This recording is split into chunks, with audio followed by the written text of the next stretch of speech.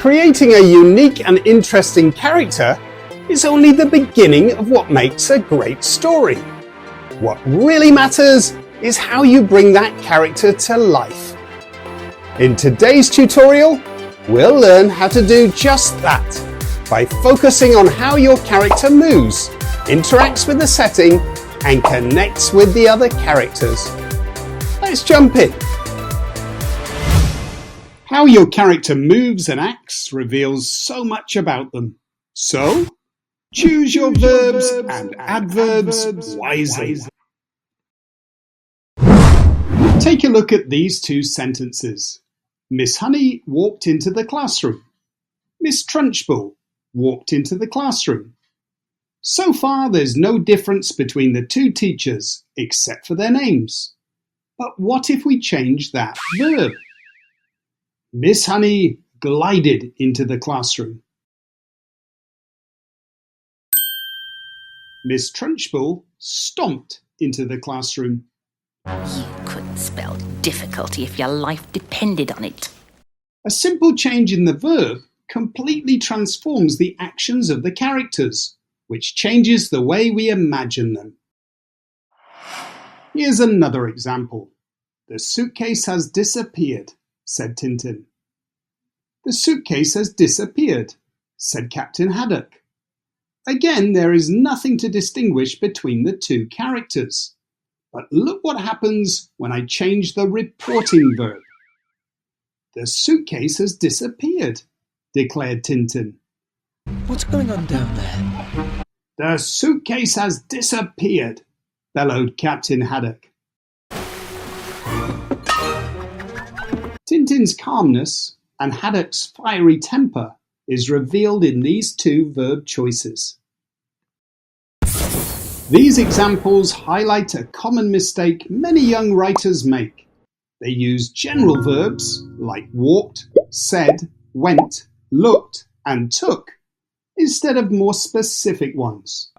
General verbs don't tell the reader much about how the character acts, revealing very little about them.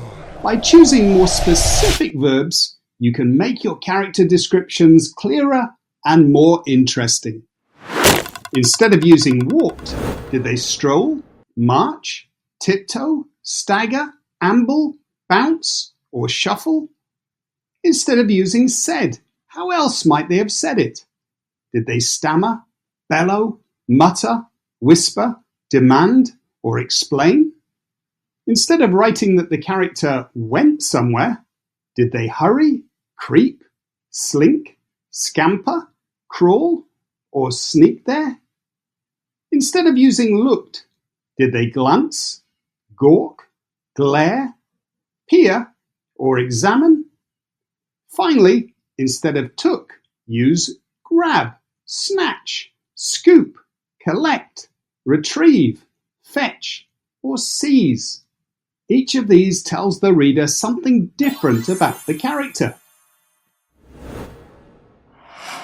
It's not just your choice of verbs that make a huge difference. Your adverbs matter too.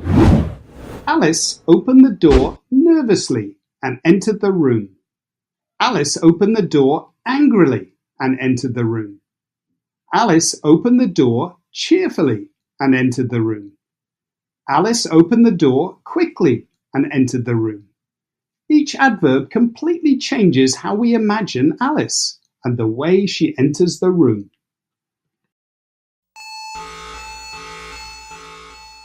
But a quick warning. Use adverbs sparingly. Strong verbs often don't need adverbs because they carry the emotion themselves. For example, instead of saying, Jean ran quickly back home, you could simply say, Jean sprinted back home. The verb sprinted already shows speed, so you don't need quickly. So, we have seen how your choice of verbs and adverbs help to describe the actions of your characters more vividly. Let's check out a longer example. With his passport back in his pocket, Ethan excitedly boarded the plane, a 747 bound for Switzerland. He zipped down the aisle, dashing towards his seat, 23A. Slipping quickly past another passenger, he sat down, fastening his safety belt. His mum had booked him a window seat, and he looked out. Soon the concrete would be replaced by clouds. He grinned. A little later, the plane's engines roared into action, and Ethan's heart sang. It was time for takeoff.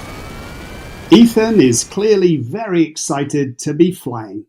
But look what happens when I use a different choice of verbs and adverbs. With his passport back in his pocket, Ethan nervously boarded the plane, a 747 bound for Switzerland.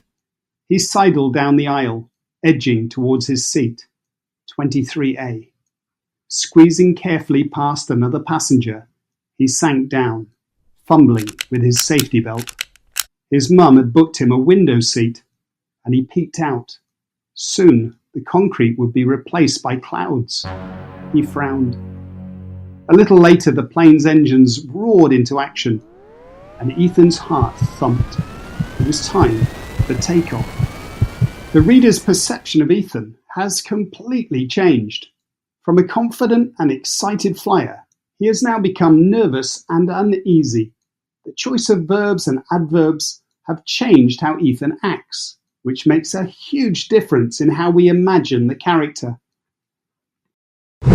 So, from now on, bring your characters to life by thinking more about how they move and interact with the setting. Do this by selecting the verbs and adverbs you use more carefully. Thanks for watching. If you found this tutorial useful, please help my YouTube channel to grow by liking and subscribing. And if you leave a comment, I promise to reply. Finally, if you want some more character description tips, take a look at another of the tutorials I've done in this series. This one, for example. It'll take your story writing to the next level.